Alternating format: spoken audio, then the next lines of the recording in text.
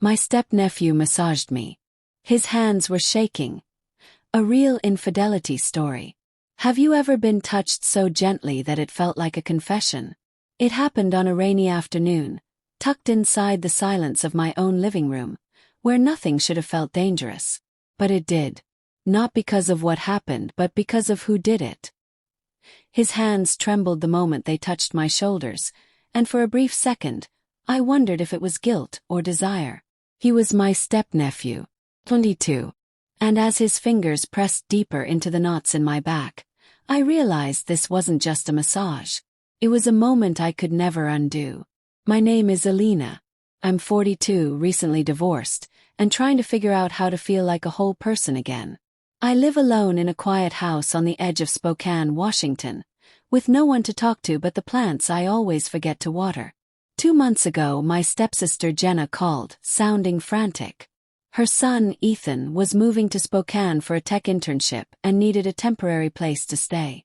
She asked if he could crash at my place until his roommate situation was sorted. I said yes, of course. I'd always adored Ethan.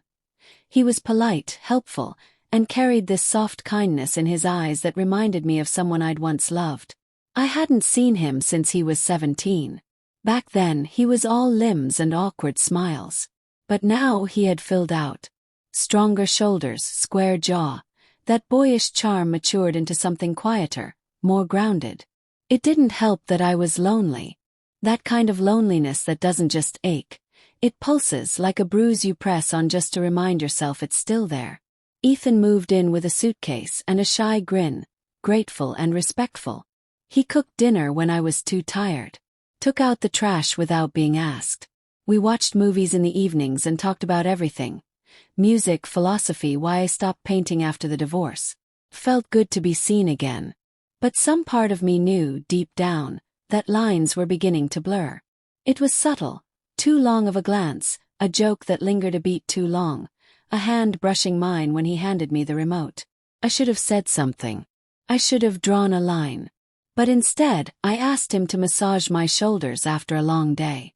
It started innocently. At least that's what I told myself.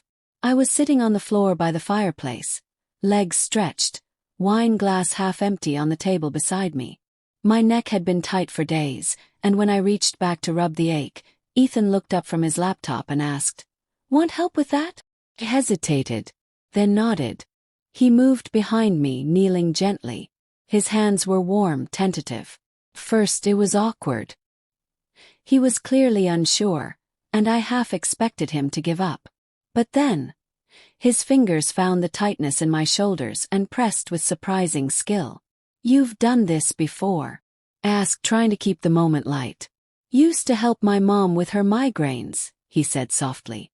"But you're different." I turned slightly. "Different how?"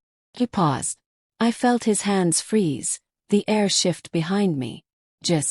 I don't know," he muttered. "Your skin's softer. Feels intimate, I guess." There it was. The word. Intimate. My heart thudded. I should have stopped it then, stood up, made a joke, excused myself. But I didn't. I closed my eyes instead. The rain outside tapped gently against the windows, and the room felt suddenly too small. His fingers moved slower now, tracing down the curve of my back. When they reached the small of it, he paused. "Ethan," I whispered. I didn't know what I meant to say. "Stop. Don't stop. Why are you doing this?" But he leaned closer, and his breath brushed the back of my neck. "I'm sorry," he said quickly, pulling away. I shouldn't have." I turned, catching his hand in mine. His eyes were wide, nervous. "I didn't mean to cross a line, Alina. Swear. It's just, sometimes I look at you and, I prompted, my voice barely a whisper. "And I wonder if you see me the way I see you." I should have let go. I should have reminded him I was his aunt, even if only by marriage. But something inside me cracked open. Maybe it was the silence I'd lived in since my husband left. Maybe it was the way Ethan looked at me like I was still beautiful. I leaned in.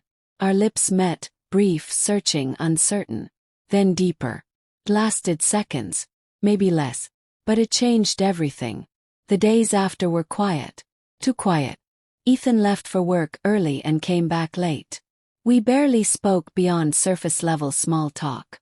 I told myself it was for the best, that what happened was a momentary lapse, a blip in the lonely fog of both our lives. But one night, I found him sitting outside on the porch, rain lightly misting the edges of his hoodie. "Ethan," I said gently, sitting beside him. "We need to talk." He didn't look at me. I can't stop thinking about that night. I held my breath. I keep replaying it. "Not because I regret it," he said, finally turning to me, "but because it felt more real than anything else in my life." His voice cracked. "Do you think I'm disgusting?" "No," I whispered. "I think we're both lost. And sometimes, lost people find each other in the wrong places." He nodded slowly, eyes glassy. "I know you're older. I know we're technically family. But I don't care, Alina." I felt something. I looked at him, really looked. At the vulnerability in his expression, the trembling in his fingers. And for a moment, I saw not a boy or a nephew, but a man who was offering me something I hadn't been given in years. Honesty. "I felt it too," I said. It was the truth. But truth doesn't always make things right. A week later he moved out. Said his roommate was ready, that he needed space to think. He kissed my cheek before leaving, and the look in his eyes was part sadness, part something else I still can't name. I haven't heard from Ethan since he moved out. Sometimes I stare at my phone, fingers hovering over his contact, wondering what I'd even say. "I miss you" feels too simple. "I'm sorry" feels dishonest. 'Cause I'm not. I think about that night often, not with shame but with a kind of aching tenderness. We crossed a line. We both knew it. But for one brief moment, we were just two people reaching for warmth in the cold. People will judge. I would have too if it had happened to someone else.